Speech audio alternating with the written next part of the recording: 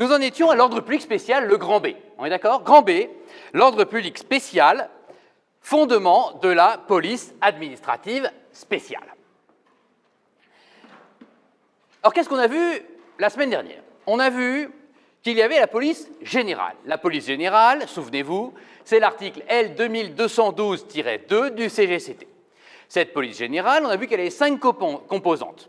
À quoi servent ces composantes? À dire, quand il s'agit de prendre des mesures dans ces matières-là, le maire a un pouvoir de police générale lui permettant de prendre toutes les mesures possibles pour éviter les atteintes à ces éléments de l'ordre public. Si on est en dehors de l'ordre public, il ne peut pas prendre de mesures. Ce n'est pas possible. Quand on est dans le public, il peut prendre un peu les mesures qu'il veut. Voilà pourquoi on verra qu'il y a un fort contrôle du juge, parce que vous voyez bien que le maire a beaucoup de pouvoir. Cet ordre public général, on le verra un peu plus tard, mais je vous le dis maintenant, en fait, il s'applique aussi à des autorités centrales, comme par exemple le Premier ministre.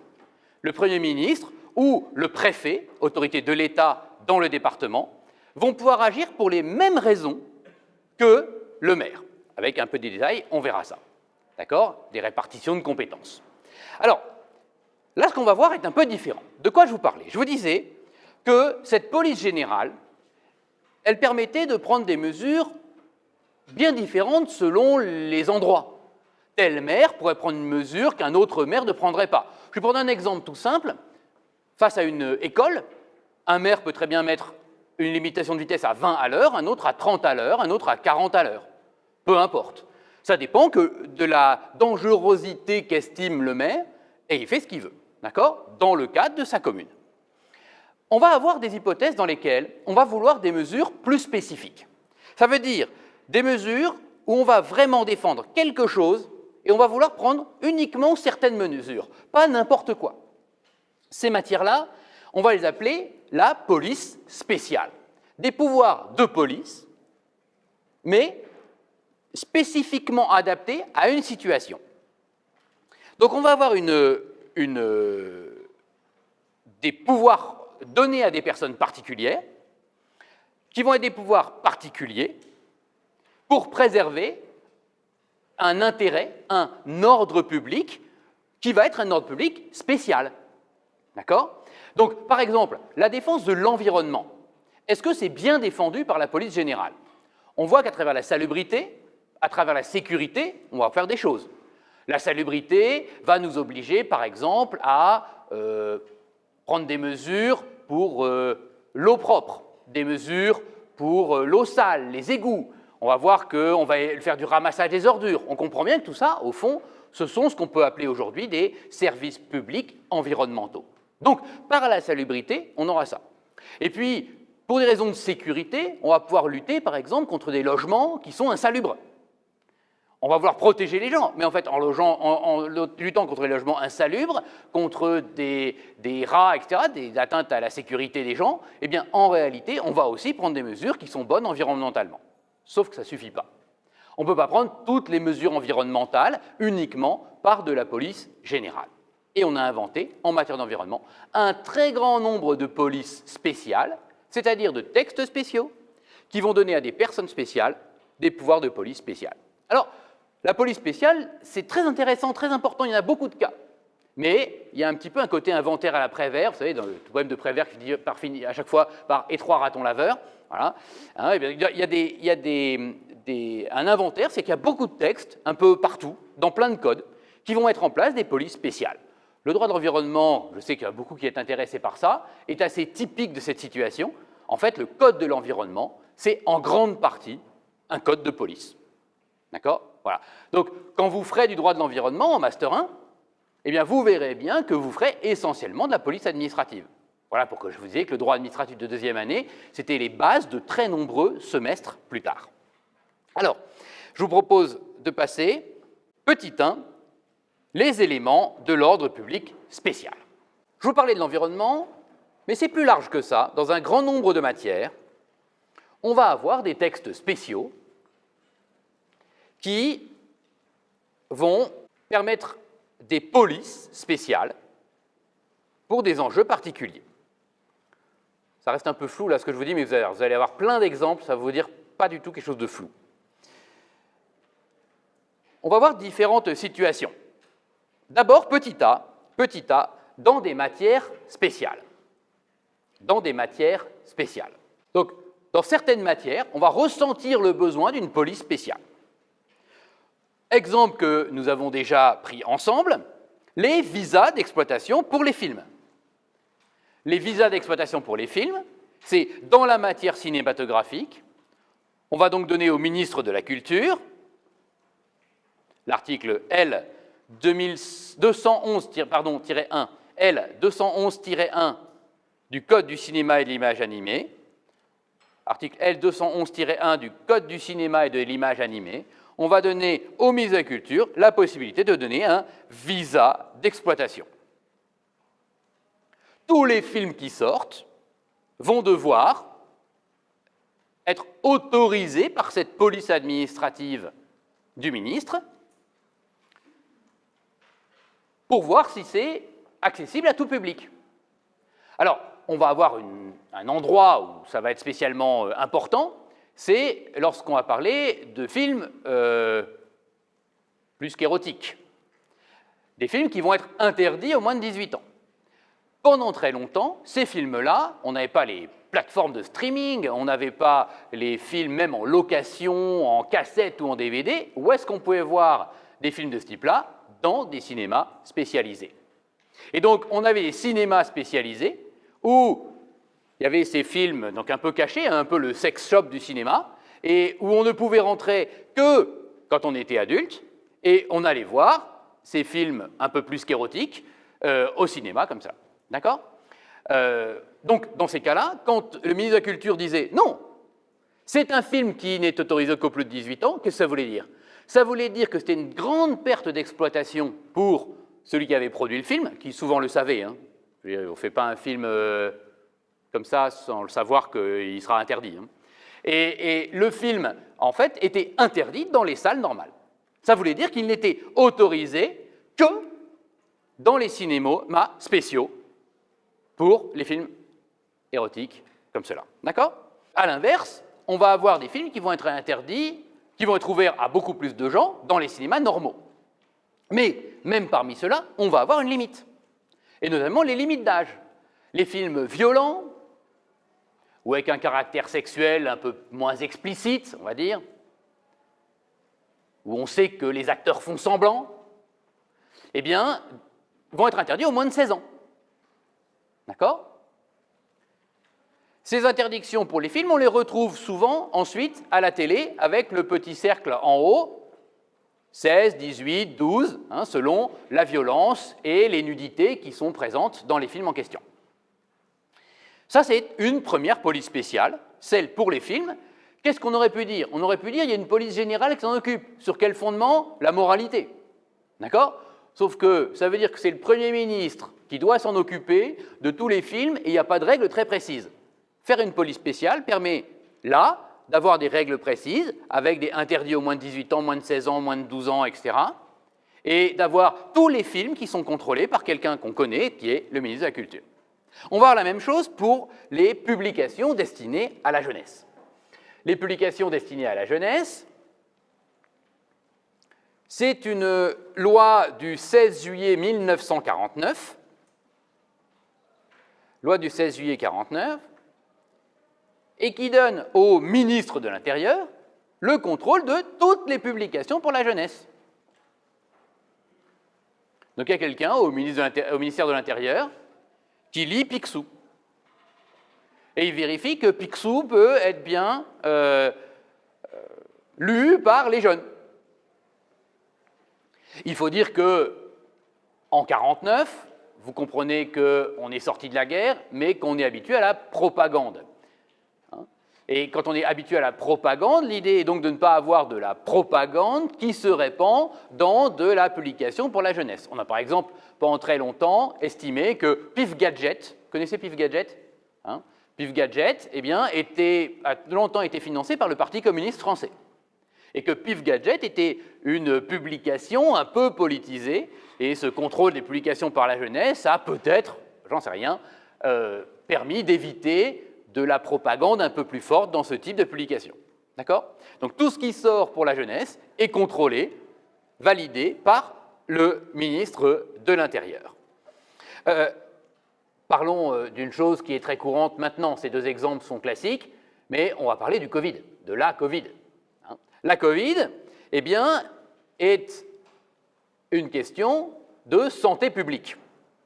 Eh bien, la loi numéro 2020-290 du 23 mars 2020, la loi 2020-290 du 23 mars 2020, est une loi appelée loi d'urgence pour faire face à l'épidémie de Covid-19.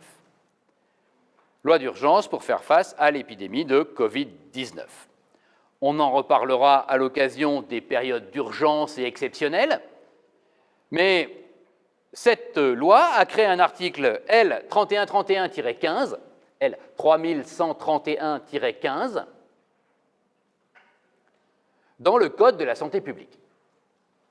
L3131-15 dans le Code de la santé publique.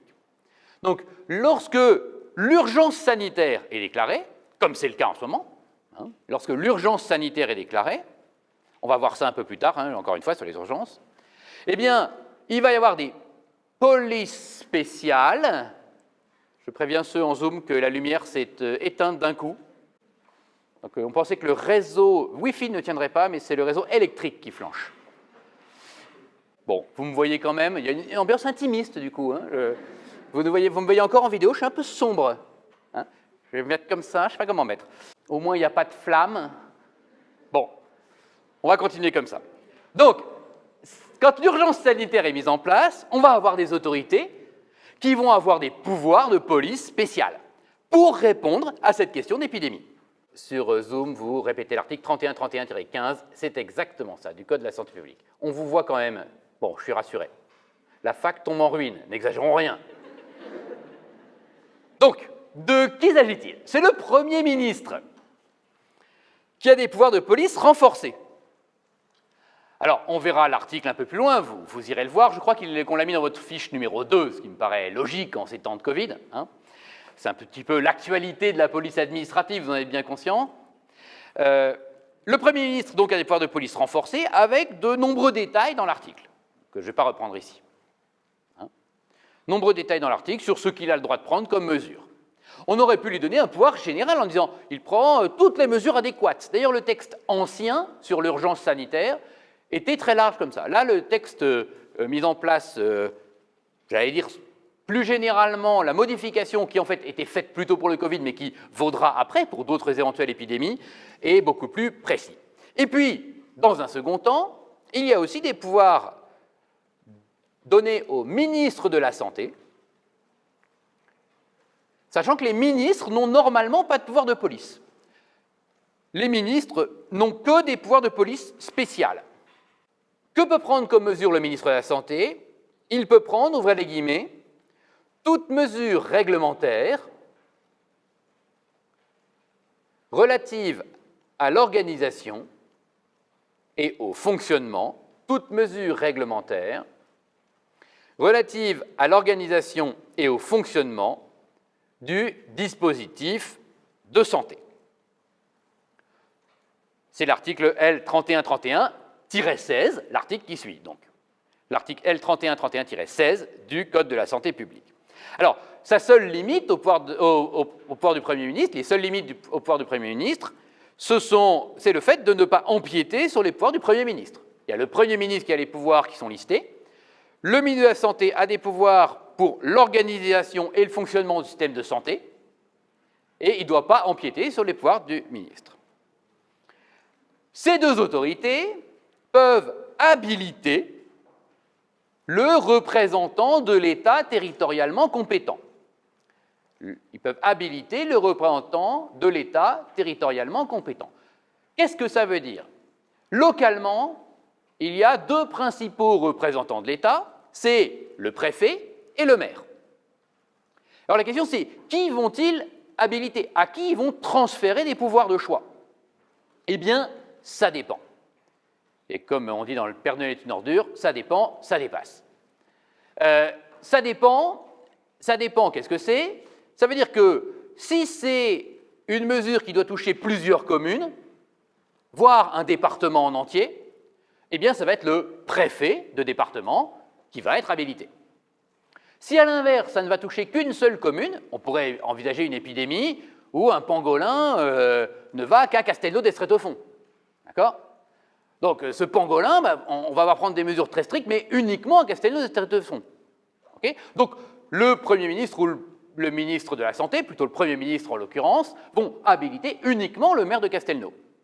D'accord? En ce moment, qu'est-ce que vous voyez? La plupart des mesures de police sont prises par les préfets. Ça n'est pas que le texte donne compétence au préfet, le texte de la loi, du Code de la santé publique, c'est simplement que le Premier ministre a transféré au préfet le pouvoir de prendre des mesures localement. Voilà pourquoi, quand à Toulouse il s'est agi d'obliger tout le monde à porter le masque, eh bien c'est le préfet de Haute-Garonne qui a décidé qu'à Toulouse, on allait porter le masque dehors dans les rues. Il y a encore en France plein d'endroits où quand on sort dans la rue, on ne porte pas le masque. D'accord? Mais vous avez vu que dans les grandes villes, eh bien, on portait de plus en plus le masque dans la rue. Pas plus tard que hier, je crois, à Lyon, eh bien, ça a été, ou vendredi, ça a été étendu à d'autres communes autour de Lyon, dans la banlieue de Lyon, de porter le masque aussi dans la rue. D'accord? Ça, ce sont des mesures des préfets, parce que le Premier ministre a habilité le préfet à prendre ces mesures-là. C'est compris? Vous voyez? Voilà. Là, on est dans un texte spécial, d'urgence, mais on est aussi dans une police spéciale, qui est une police de la santé publique. Alors, on va avoir d'autres exemples. Ça va faire un peu inventaire, ça va faire un peu truc à noter, mais vous allez avoir quelques exemples de police spéciale en tête, ça me paraît important. En matière d'urbanisme, par exemple. En matière d'urbanisme, on va avoir des pouvoirs d'injonction de mettre des grilles ou des portes de sécurité aux cabines d'ascenseur. D'accord? Toutes les cabines d'ascenseur ont des grilles ou des portes sécurisées qui sont fermées tant que l'ascenseur n'est pas là. Eh bien, c'est une obligation qui est dans le Code de la construction et de l'habitation. Article L125-2-2 du CCH. L125-2-2 du CCH, Code de la construction et de l'habitation. D'accord? C'est aussi le cas des choses très quotidiennes que vous avez vues 1000 fois pour les dispositifs de sécurité des piscines. Vous savez que les piscines, on doit soit avoir une bâche assez résistante pour marcher dessus, soit des barrières tout autour de la piscine, soit un dispositif, vous savez, qui trempe dans l'eau et quand il y a un peu de vague dans la piscine, tui, tui, tui, tui, ça fait une alarme prévenant qu'un enfant ou quelqu'un ou un chien ou un chat ou ce que vous voulez est tombé dans la piscine. D'accord? Eh bien, avoir ces dispositifs de sécurité, c'est une police spéciale. C'est une obligation posée par une police spéciale que l'on trouve dans l'article L128-1 du CCH, Code de la construction et de l'habitation, toujours, L128-1.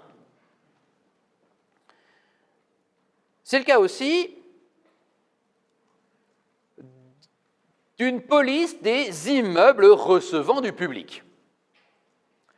Les immeubles recevant du public,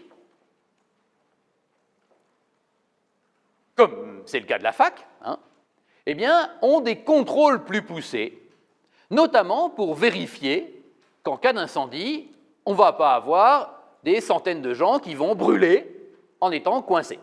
Donc, tous les ans, il y a les pompiers qui passent pour vérifier que tous les dispositifs anti-incendie sont présents. Alors, on va être très concret. Regardez, je m'éloigne de la chaire et je vais ici. Vous voyez que ceci est un dispositif anti-incendie. Regardez autour de vous. Pardon pour ceux qui sont sur Zoom, vous irez regarder dans vos amphithéâtres quand vous y reviendrez la semaine prochaine. Regardez, autour de vous, vous avez des consignes anti-incendie près des portes, ici. D'accord? Vous avez, là où j'ai pris dans l'angle cet extincteur, un petit symbole avec un extincteur rouge qui est situé à 70-80 cm au-dessus de l'extincteur. D'accord? Si vous vous retournez, vous voyez derrière des plans d'évacuation à chacune des sorties. Et à chacune des sorties, ou presque, toujours ce petit symbole extincteur qu'on voit à peu près de partout. Regardez là en haut, avec l'extincteur qui est un peu en dessous, comme ça, même s'il est caché en dessous, l'extincteur, s'il est bas, parce que trop haut, il serait difficile à décrocher, donc on le met plutôt bas, mais on met un symbole au-dessus en disant, regardez, il y a un extincteur. D'accord? Tout ça pourquoi? Pour qu'en cas d'incendie, on trouve tous facilement l'extincteur et qu'on puisse arrêter un feu naissant. Dans ces cas-là, il y a une goupille ici, vous tirez dessus, vous prenez ça, quand la goupille est faite, vous appuyez, et vous appuyez ici, et vous appuyez là, et vous éteignez le feu. D'accord? Tout ça, c'est une police spéciale. C'est une police spéciale qui oblige tous les établissements recevant du public à avoir une protection anti-incendie. C'est compris? Voilà, ça c'est de la police spéciale. Vous voyez que c'est très concret. En matière d'environnement, un ou deux exemples en matière d'environnement, je vous ai dit, c'est une liste d'hypothèses législatives pour que quand on dit police spéciale, ça renvoie à des choses dans vos têtes. Okay? En matière d'environnement, il est possible à certaines autorités, pour l'instant je vous fais les exemples, après on verra les autorités, il est possible à certaines autorités de détruire des objets causant des nuisances sonores. C'est l'article L571-17, L571-17 du Code de l'environnement. Il y a aussi des mesures de contrôle pour les propriétaires d'animaux. Par exemple, pour les chiens dangereux, les chiens d'attaque. D'accord? On va trouver ces éléments-là dans le code rural, lui. Pensez à tous ceux qui sont en Zoom et qui sont en train de boire un petit thé tranquille chez eux. Un petit café, peut-être? Un petit chocolat, pour certains? Alors que vous êtes en amphi, là, avec les masques. En matière économique, et je finirai par ça, cette litanie, j'en citerai de temps en temps quelques autres, mais pour que, encore une fois, vous ayez des idées en tête. En matière de matière économique, eh bien, il y a des pouvoirs de réglementation des prix. Ponctuellement, ou toujours, eh bien, des autorités administratives vont fixer le prix des choses. Pour qu'il soit le même partout. Quand on fixe le prix des choses, petit thé et céréales, certains. Petite clope, non, c'est mal. Pas petite clope, je m'y oppose. Soit dit en passant, les mesures sur vos paquets de clopes, vous savez, tous les fumer tue, fumer diminue l'activité sexuelle, fumer rend malade atroce, fumer fait mourir dans d'atroces souffrances, eh bien ce sont des mesures de police administrative spéciale protégeant la santé publique et essayant de dissuader les étudiants de commencer à fumer tôt. Voilà.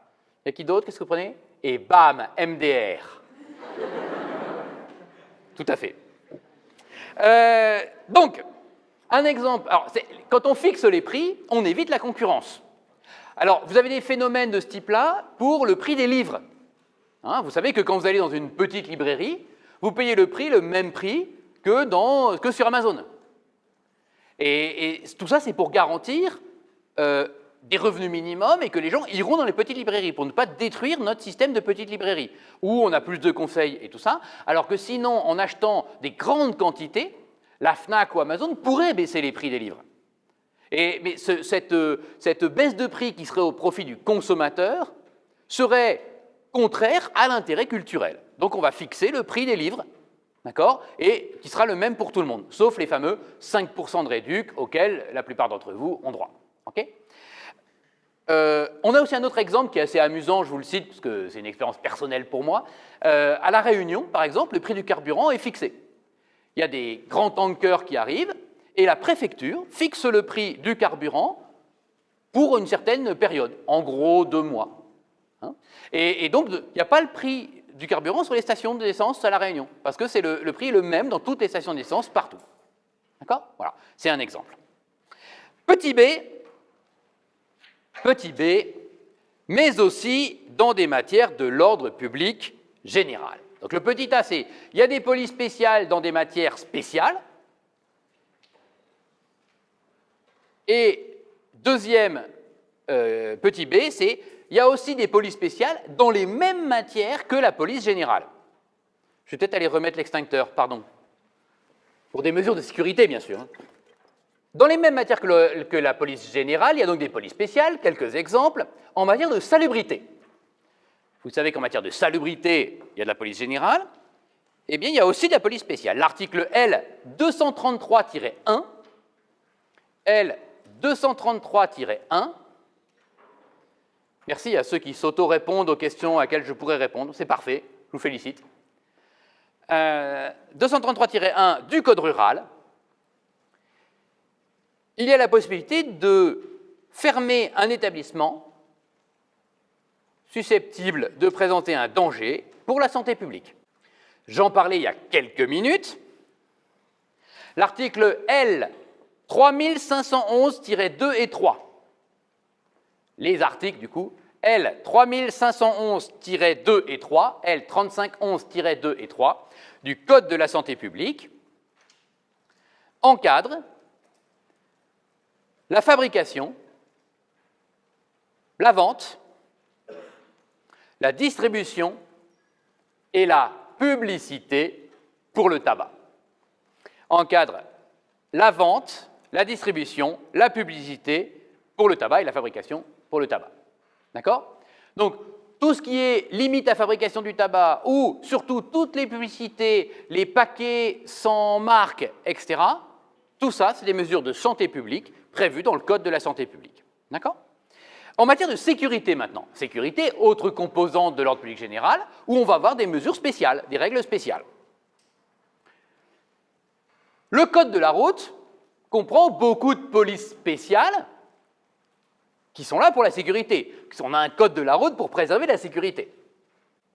L'article L 325-1, ça me permet de faire de la prévention santé, de la prévention routière auprès de vous, tout ça c'est bien. L'article L 325-1 permet d'immobiliser le véhicule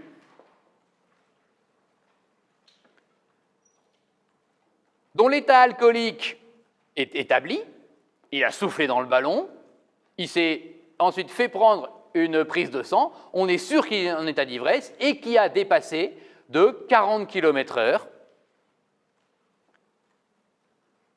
la vitesse autorisée. Vous roulez à 90 en ville. Si c'est limité à 30 à l'heure devant une école, vous roulez à 80 à l'heure devant une école, eh bien, boum, même moins que ça, 40 plus 30, ça fait 70 à l'heure devant une école, bam, si vous êtes un peu alcoolisé, eh bien, on immobilise immédiatement votre véhicule au titre de cet article. C'est le cas aussi de l'article, pour la sécurité, l'article L 223-9 du Code rural. L 223-9 du Code rural. Je suis conscient que ce n'est pas très marrant à noter. Hein. Ne pensez pas que je me dis, oui, je suis en train de leur faire un cours hyper sympa, vachement dynamique, avec une liste d'articles. Hein. C'est vraiment parce que je pense ça utile pour que vous ayez en tête, pour bien faire la différence entre la police générale et la police spéciale, de vous rendre compte que la police spéciale, c'est plein de petites hypothèses spéciales, prévues dans des textes, qui permettent de prendre des mesures particulières. On ne prend pas ce qu'on veut, l'auteur de la mesure de police spéciale est limité par le texte. D'accord ? Voilà. Donc l'article L 223-9 du Code rural qui permet d'abattre les animaux soupçonnés de rage. Donc attention de ne pas mettre du dentifrice dans la gueule de votre chien. S'il sort comme ça, il peut être soupçonné de rage et bam, on a le droit de l'abattre. Je fais hyper bien le chien. Je tiens à vous le dire, je me suis beaucoup entraîné. Je fais très bien le chat aussi. Vous avez vu ? C'est impressionnant. Hein ? Il y a aussi des autorisations. Mon chat s'est retourné. Ah oui, ben ça, désolé. Je fais hyper bien d'autres animaux aussi, mais ce n'est pas raisonnable que je vous les fasse là. Voilà.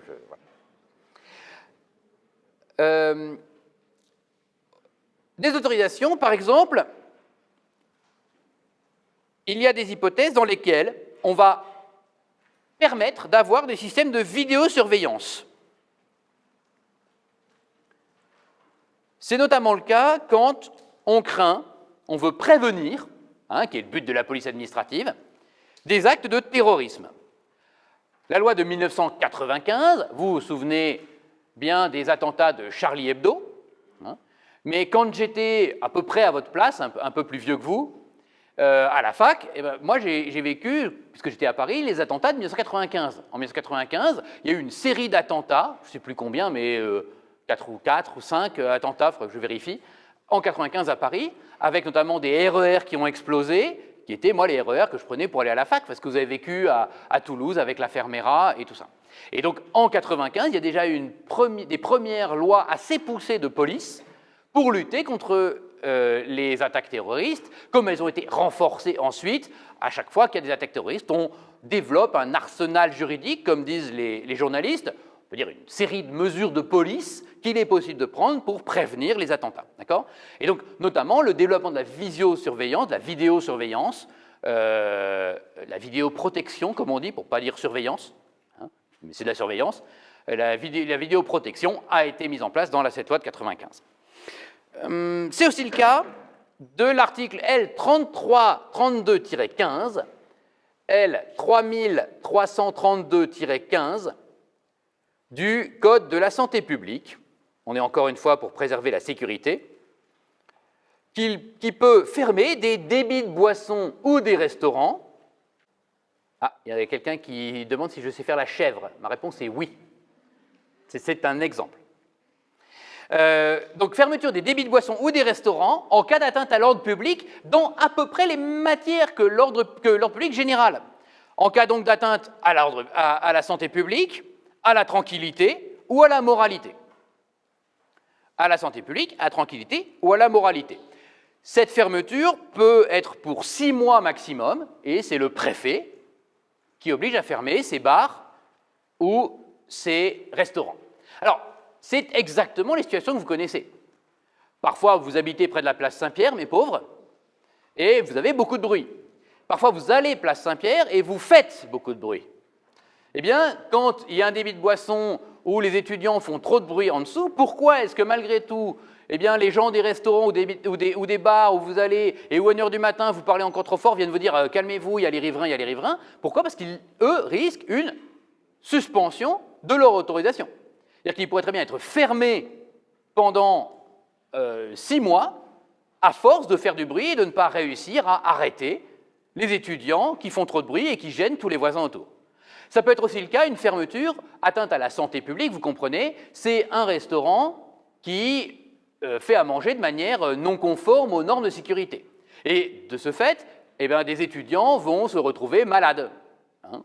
Si vous voyez cauchemar en cuisine, eh bien, vous comprenez que dans tous les restaurants, dès que c'est mal géré, eh bien, on peut mal étiqueter avant de mettre dans les frigos, on ne peut ne pas mettre dans les frigos, on peut laisser n'importe quoi, et en fait, tout ça crée des maladies pour les gens qui viennent avec des maladies que vous imaginez, je ne vais pas rentrer dedans, c'est dégueulasse. Donc voilà, donc on peut fermer pour 6 mois les restaurants qui font de la malbouffe et qui rendent malades, on peut fermer les bars qui font trop de bruit, etc., etc.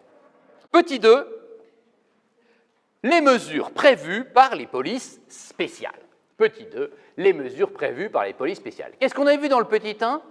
On a vu dans quelle matière il peut y avoir des polices spéciales. On va reprendre certains exemples pour voir, dans le petit 2, quelles sont les mesures possibles. C'est-à-dire, quand on est dans des cas de police spéciale, qu'est-ce qu'on peut faire ? En fait, ces mesures vont justement être, la plupart du temps, fixées de manière précise par le texte de police spéciale. Et c'est une des principales différences avec la police générale. La police générale, l'autorité de police peut prendre toutes les mesures qu'elle veut. Souvent. Elle est libre dans les mesures. Alors, il faut qu'elle soit proportionnée, on le verra, mais elle est libre dans le type de mesure qu'elle prend. D'accord ?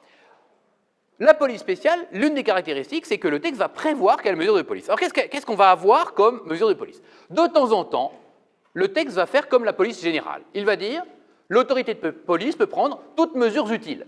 Mettez-le entre guillemets, c'est un texte qu'on trouve souvent, toutes mesures utiles. Qu'est-ce que ça veut dire ? Toutes mesures utiles, ça veut dire un petit peu ce qui est le plus adapté. Vous gérez. Voilà. Alors, pour la Covid, selon les magasins, selon le type d'endroit où on rentre, À la fac, il n'y aura pas exactement les mêmes mesures que dans la parfumerie dans laquelle vous allez. Pourquoi? Parce qu'à la fac, on peut faire par exemple des sens de circulation. Alors si on fait des sens de circulation à des endroits, il y a des endroits où on ne pourra pas le faire. Donc la mesure, elle sera adaptée, elle sera toute mesure utile. Okay? Et puis, il y a des textes, beaucoup, qui vont avoir des mesures très précises, qui vont être justement adaptées à l'atteinte à l'ordre public spécial. Qu'est-ce que c'est que ce plus 1? Je propose qu'on fasse une soirée de soutien à Saint-Pierre et ses pauvres riverains. OK. Ou alors une soirée où vous êtes tous avec votre casque, vous écoutez la même musique et vous dansez sans qu'il y ait de musique autour. Ça, c'est pas mal. C'est les soirées respectueuses de l'ordre public. Vous voyez? Donc, quels sont les types de mesures de police spéciale? Par exemple, des contrôles administratifs.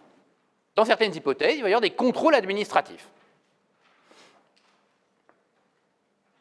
Le Code de la défense, par exemple, dans son article L 2336-3, L 2336-3 du Code de la défense, pas le Code de la défonce, hein, ça n'a rien à voir. Le Code de la défense, L 2336-3, prévoit des visites médicales. Quoi? Mais pourquoi on prévoit des visites médicales? Eh bien, tout simplement pour tous les détenteurs d'une arme ou de munitions de première, quatrième, cinquième et septième catégorie. Donc, on a des détenteurs d'armes ou de munitions, parce que si on contrôle que ceux qui ont les armes, s'ils n'ont pas de munitions, c'est utile. Si on contrôle que ceux de munitions, c'est pas utile. Donc, on contrôle tout le monde pour être sûr que celui qui a une arme pas contrôlée puisse pas rencontrer quelqu'un qui a les munitions pas contrôlées et qu'en fait, on ne contrôle pas les gens. D'accord? On contrôle ceux qui ont des armes ou des munitions de ces catégories d'armes que vous avez peut-être vues en droit pénal, hein, les catégories d'armes habituelles. Donc, Code de la défense nationale, article L 2336-3. Autre type de mesure, la soumission à une autorisation ou à l'inverse, le retrait ou la suspension de cette autorisation. L'exemple le plus simple et le plus familier pour vous, c'est pour avoir le droit de conduire, il faut un permis de conduire. Certains d'entre vous sont en train de le passer, certains d'entre vous l'ont déjà raté 3 fois, pardon à ceux dans ce cas-là, c'est un mauvais souvenir. Ça va, vous allez le faire. Surtout que pour des juristes, rater 3 fois le permis, c'est la loose, surtout quand c'est le code. Donc, pour conduire, pour préserver l'ordre public, préserver la sécurité des autres conducteurs et des gens autour et des gens dans la voiture, vous êtes soumis à l'obligation d'avoir un permis de conduire. Lorsque, à l'inverse, vous avez commis une infraction, eh bien, on va vous retirer le permis. D'accord? On va vous retirer le permis. Ça, ce sont des mesures de police possibles à prendre. C'est aussi l'interdiction, la suspension ou la restriction d'une activité. L'interdiction, la suspension ou la restriction d'une activité.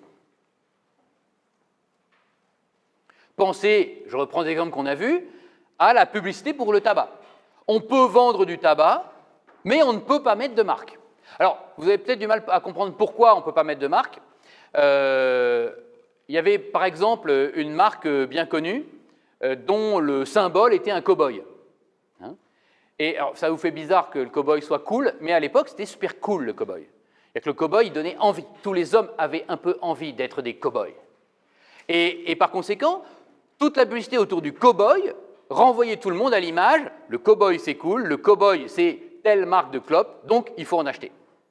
Et donc, enlever les marques a permis aux gens de ne pas être un paquet avec une marque qui faisait cool. C'est-à-dire qu'on fumait pour faire cool, on fumait d'autant plus et d'autant telle marque que la marque elle-même faisait cool, que sa campagne de publicité renvoyait une image de marque qui valorisait celui qui fumait.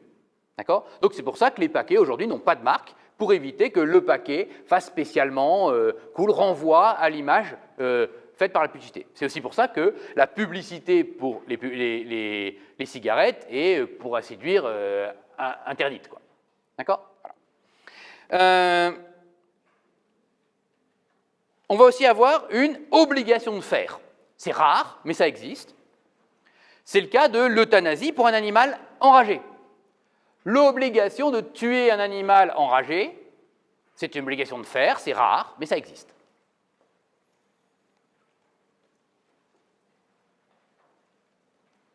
Voilà des exemples de mesures de police spéciale prévues par les textes. Grand C, les limites à l'action de l'administration quand elle prend des mesures de police. Grand C, les limites à l'action de l'administration quand elle prend des mesures de police. Les limites à l'action de l'administration quand elle prend des mesures de police. Alors, qu'est-ce qu'on a dit depuis le début? Le pouvoir de police, c'est un pouvoir qui va s'opposer aux libertés individuelles. C'est un pouvoir qui va limiter les libertés individuelles. Qu'est-ce qu'on a dit ensuite? Dans le cadre des mesures de police, mais le maire a l'air d'avoir beaucoup de latitude. En police générale, ils ont beaucoup de latitude, ils doivent juste préserver l'ordre public. On avait vu que la moralité, par exemple, permettait beaucoup de choses, même la sécurité. Vous pouvez interdire énormément de choses. Ces deux choses cumulées fait que le droit administratif, s'il veut être protecteur des libertés, protecteur des individus, doit bien poser des limites aux mesures de police. Il doit renvoyer l'image à ceux qui prennent une mesure de police, attention, vous ne pouvez pas faire n'importe quoi. C'est ces limites-là qu'on va voir maintenant, et qui sont la partie protectrice du droit administratif. Petit 1, les interdictions de mesures générales et absolues. Petit 1, les interdictions de mesures générales et absolues. Ou l'interdiction des mesures générales et absolues, on peut le dire aussi comme ça.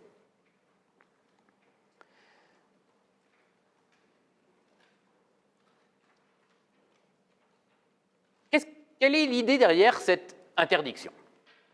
L'idée est que toutes les mesures de police doivent être limitées.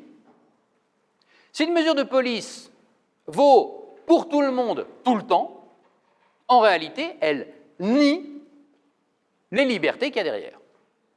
Si je vous interdis de sortir, partout en France, que je fais un énorme confinement, eh bien, effectivement, je supprime la liberté d'aller et venir, sauf les petites exceptions, en France pendant cette période-là. C'est une mesure extrêmement forte. Et en général, le droit administratif part du principe que si la mesure est générale et absolue, elle porte souvent trop atteinte aux libertés individuelles. Et qu'aucune situation ne mérite que la police porte autant atteinte. Ça va obliger les auteurs des mesures de police à apporter des exceptions.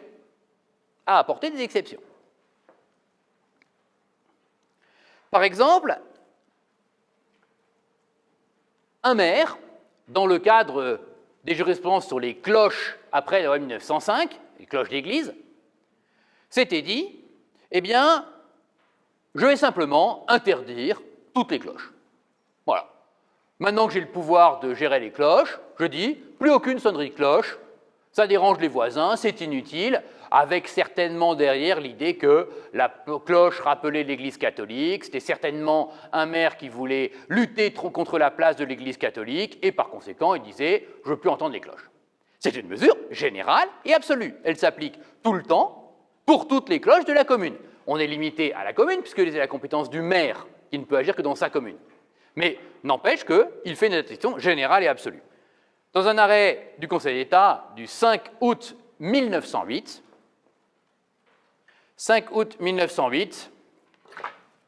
Leclerc, je vais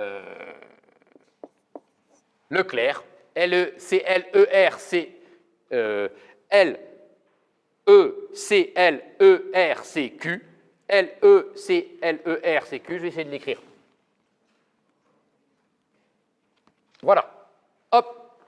LECLERCQ. Dans cet arrêt du 5 août 1908, Leclerc, le Conseil d'État a annulé l'arrêté municipal simplement en disant qu'il s'agissait d'une mesure générale et absolue, chose qui était interdite pour les mesures de police. Alors, c'est ce qu'avait aussi invoqué un boulanger. Dans un arrêt du Conseil d'État du 7 juillet 1993, Cazorla, C-A-Z-O-R-L-A,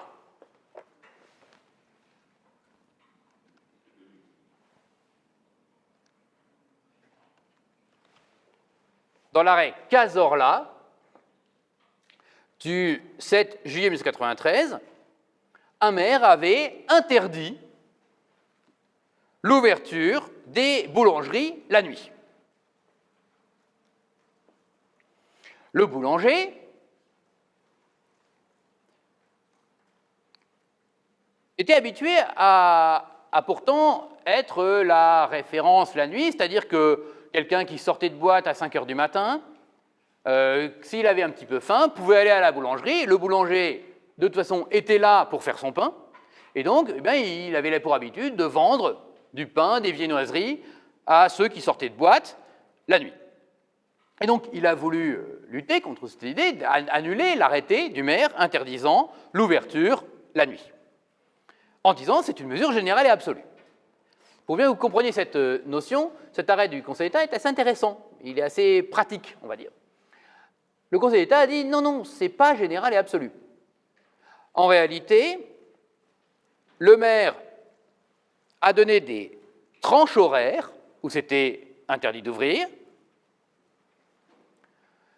ces tranches horaires correspondant au moment où les gens dorment. Donc si les fêtards, en sortant de boîte, vont acheter du pain, ils sont alcoolisés,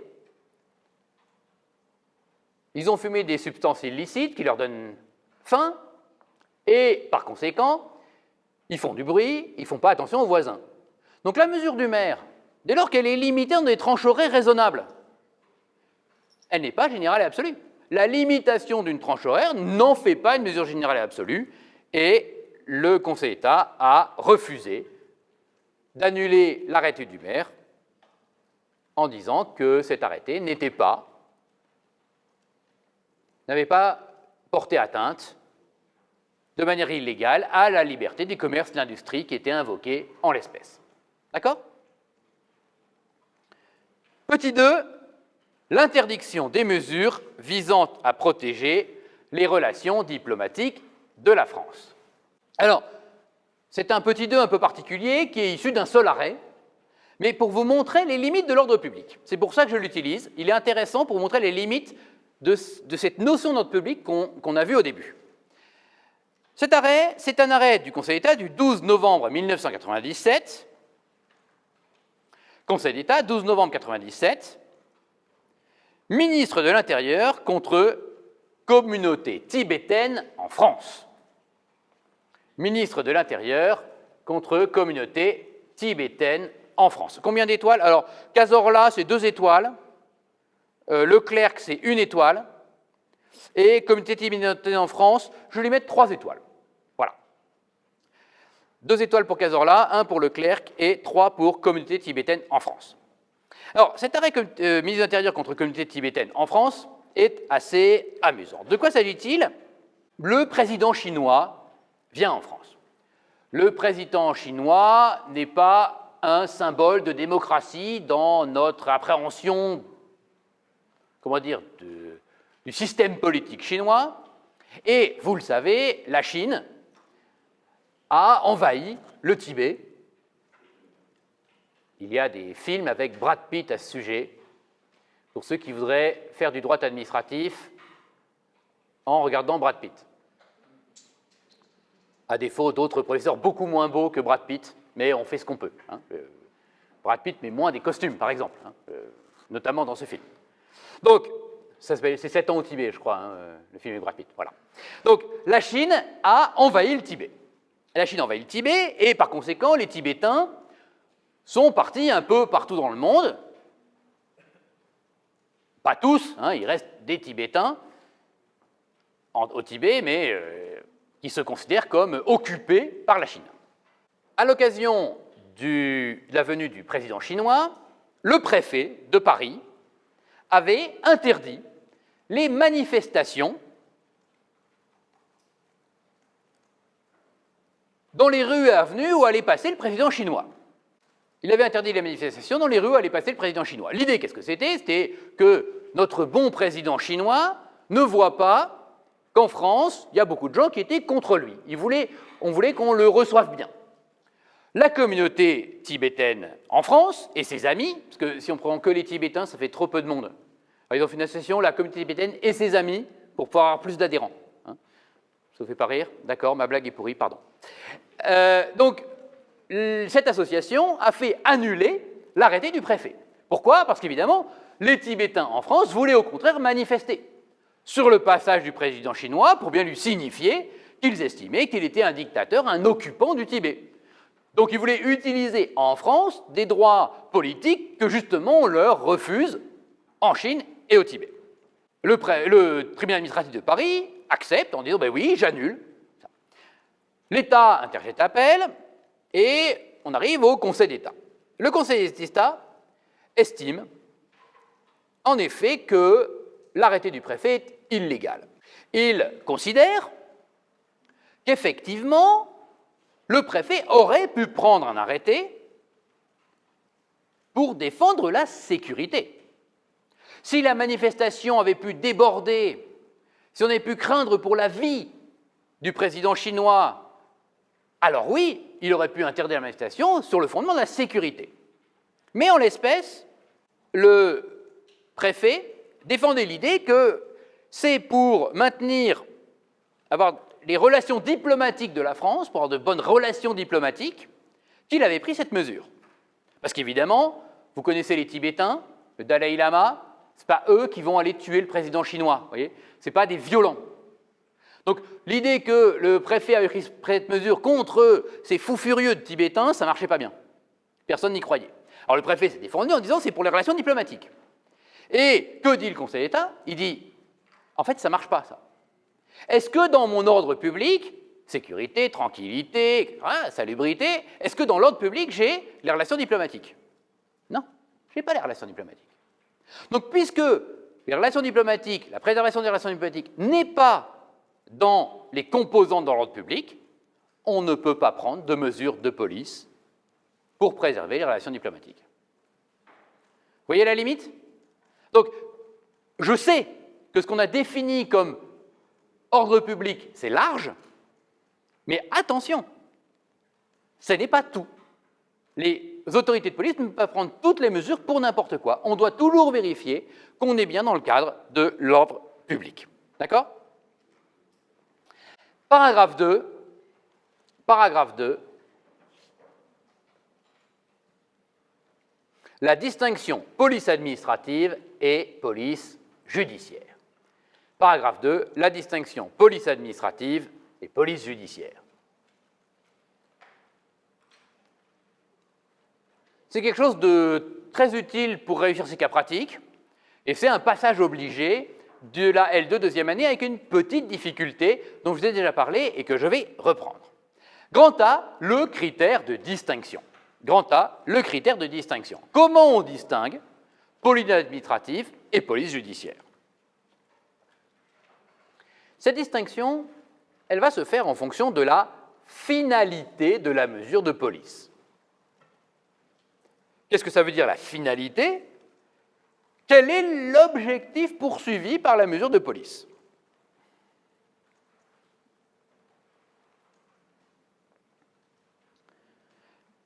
On l'a dit, je le répète. Quel est l'objectif de la police administrative? La police administrative va avoir pour objectif de prévenir les atteintes à l'ordre public. Et vous pouvez souligner prévenir et ordre public. Elle va prévenir les atteintes à l'ordre public. Les deux comptent autant, je vais vous expliquer pourquoi. La police judiciaire, elle, va avoir un caractère répressif. Elle va avoir pour objet de poursuivre les auteurs d'infractions.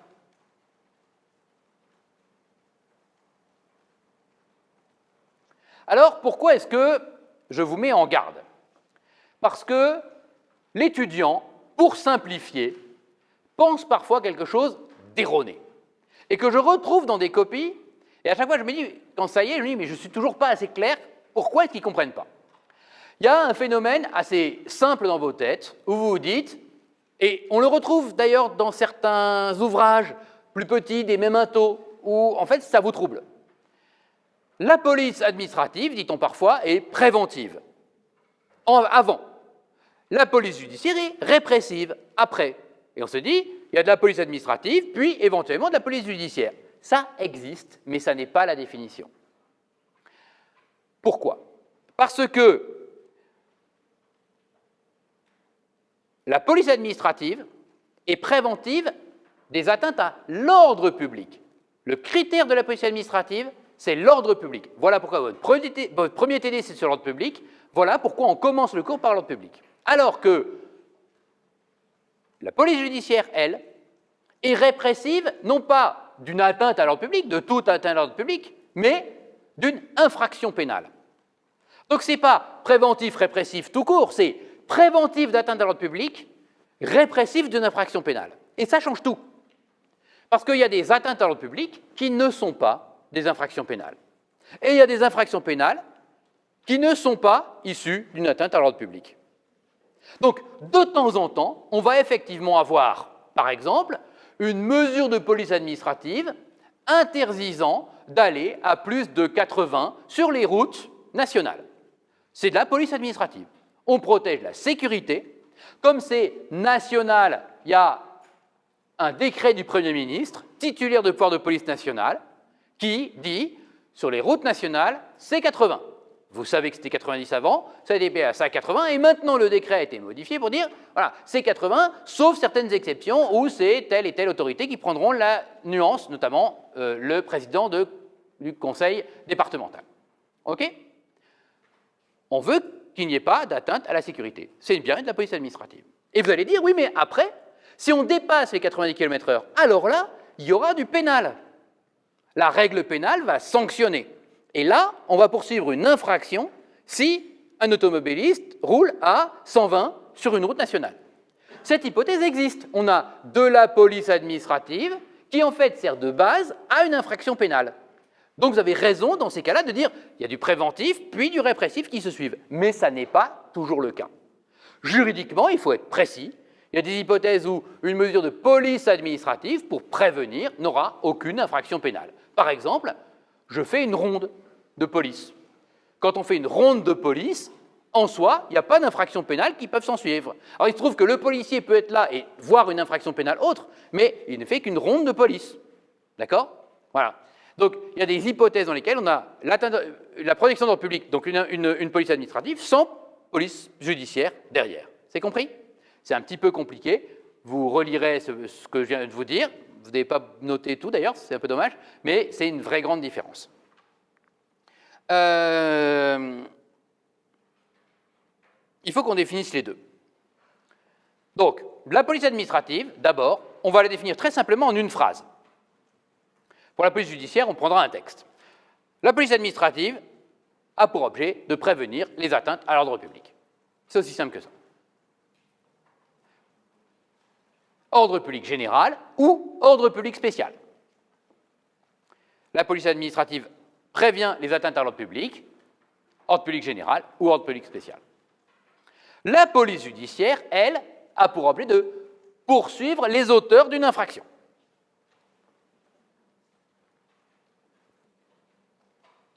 Et c'est l'article 14 du Code de procédure pénale qui va préciser ce qu'est la police judiciaire. Quel est son but, quel est son objectif? L'article 14 du Code de procédure pénale nous dit qu'elle est chargée, que la police judiciaire est chargée de, ouvrez les guillemets, la police judiciaire est chargée de, ouvrez les guillemets, constater les infractions à la loi pénale, constater les infractions à la loi pénale, virgule, d'en rassembler les preuves,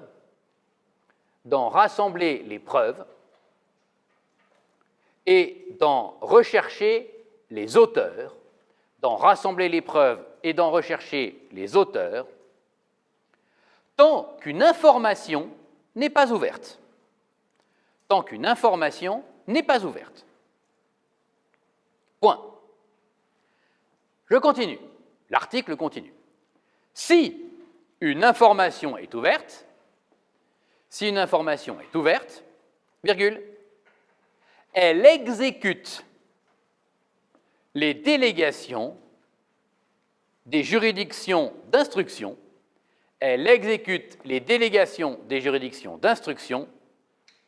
et défère à leur, au pluriel, réquisition au pluriel, à leurs réquisitions.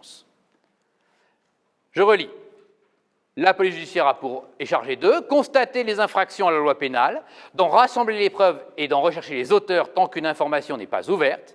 Si une information est ouverte, elle exécute délégation des juridictions d'instruction et défère à leur réquisition. L'article 14 nous donne donc deux situations. Le policier voit une infraction, voit qu'il y a quelqu'un, une fenêtre cassée, et quelqu'un dans une maison. Il n'a pas besoin d'autorité judiciaire. Là, il faut tout de suite rassembler les preuves et arrêter les auteurs si on peut. Donc, qu'est-ce qu'il va faire? Eh bien, il va surtout pas enlever les empreintes, il va essayer d'attraper le voleur. Si le voleur réussit à s'en aller, il va revenir et constater, faire des photos, regarder ce qui a été cassé, essayer de prendre les empreintes digitales, éventuellement l'ADN, ce qui est assez rarement le cas, même des empreintes digitales, en cas de simple vol. Mais n'empêche qu'il peut faire ses premières constatations et cette première recherche de l'auteur rapide. À partir du moment où ça a été fait et où ça n'a pas abouti, ou alors il a fait les premières recherches. Alors là, c'est le juge judiciaire qui va prendre la main. Le juge judiciaire, incarné par le juge d'instruction, qui va ouvrir une information judiciaire. Quand l'information est ouverte, alors là, c'est le juge qui va donner ses ordres à quoi? À la police. Quelle police? La fameuse police judiciaire. La police judiciaire, c'est celle qui va chercher les auteurs d'infraction et qui obéit aux réquisitions et aux ordres, on va dire, du juge d'instruction. D'accord? Voilà. Donc on a bien une grande différence. Dès lors qu'il y a un risque d'atteinte à l'ordre public, il va y avoir une police administrative qui va éviter cette atteinte à l'ordre public. Elle est préventive, elle évite les atteintes à l'ordre public. Parfois, ces atteintes à l'ordre public vont être évitées des infractions pénales, mais pas toujours.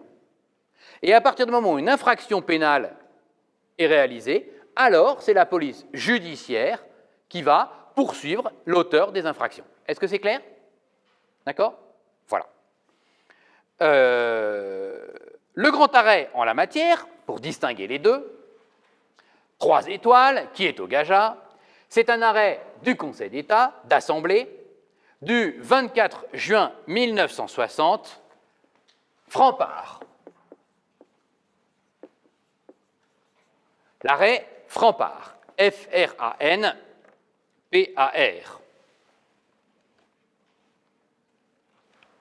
L'arrêt Frampart.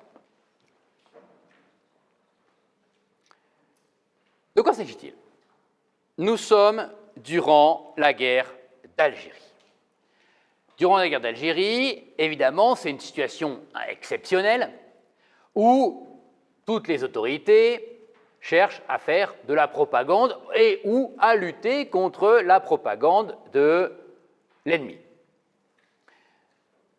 L'administration avait demandé la destruction d'un journal, le journal France-Histoire, en se fondant sur l'ancien article 10 du Code de l'instruction criminelle, qui est devenu l'article 30 du Code de procédure pénale, qui depuis a été abrogé. Bref, voilà. Bref, un article de justice judiciaire. La question arrive devant le Conseil d'État en disant: est-ce que cette destruction de François est légale ou pas?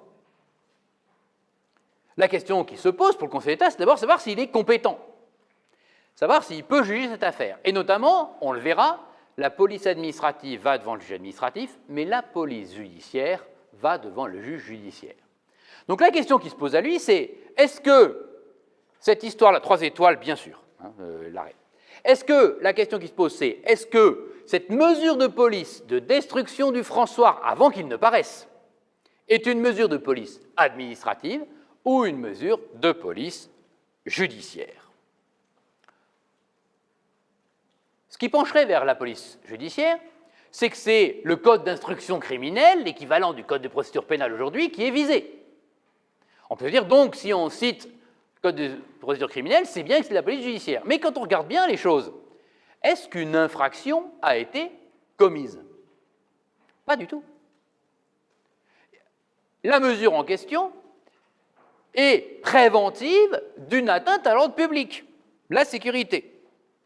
Et dans cet arrêt Frampart, c'est pour ça que c'est le grand arrêt, le Conseil d'État a pour la première fois fondé sa décision en disant c'est de la police administrative et pas de la police judiciaire sur un critère qui est la finalité de la décision. La finalité de la décision, en l'occurrence, est préventive d'une atteinte à l'ordre public, donc c'est bien de la police administrative. Il dit précisément, peut-être pas la peine de noter que je vous le dis, mais je vous le lis, le préfet d'Alger a eu pour but de prévenir les troubles que la diffusion de ses écrits dans le département d'Alger lui paraissait de nature à provoquer. Il ne voulait pas de manifestation à la suite de l'article du François.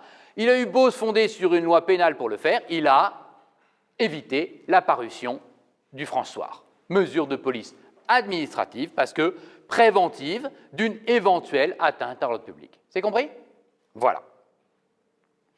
Alors, ce critère, on va aussi le voir dans un autre arrêt 3 étoiles, Conseil d'État, 11 mai, section, Conseil d'État, section, 11 mai 1951, consort Beau.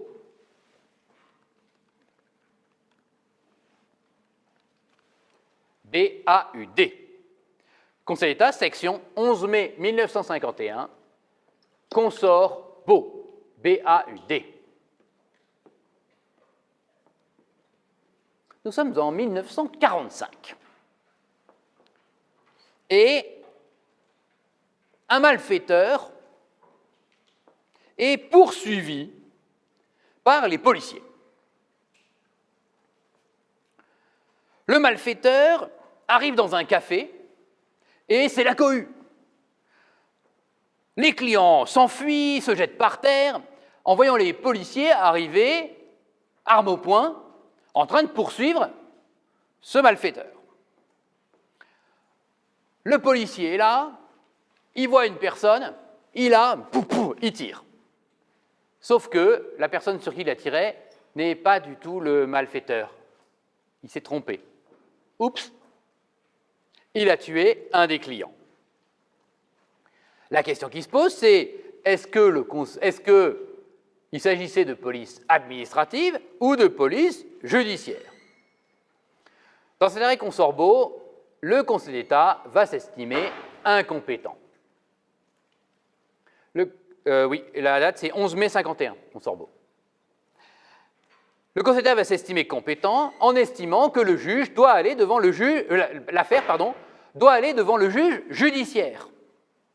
Pourquoi?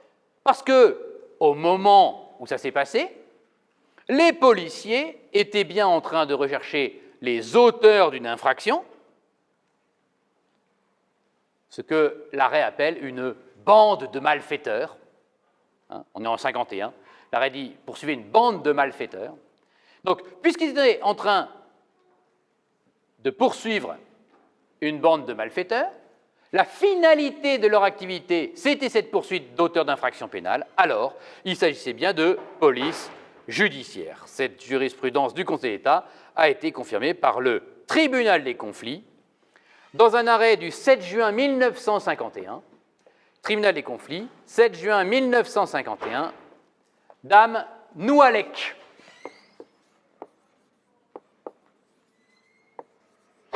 N-O-U-A-L-E-K.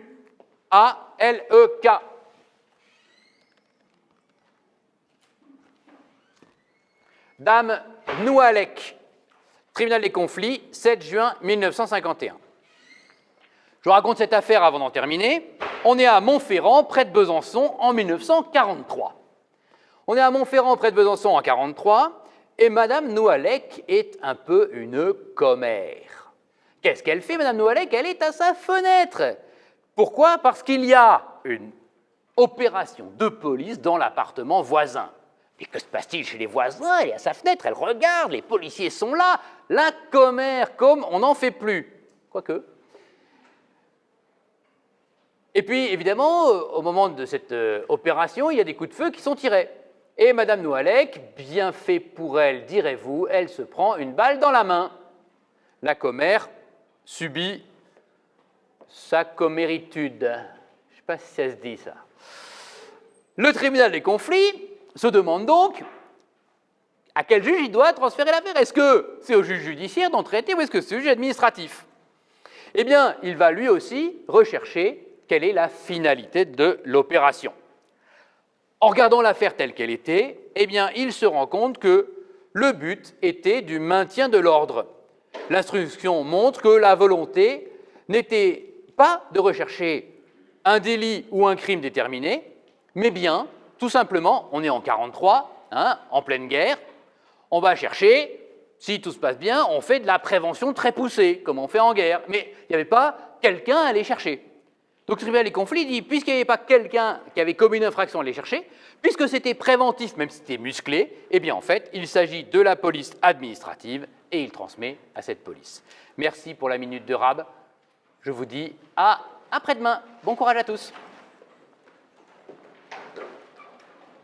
Au revoir à tous les zoomers.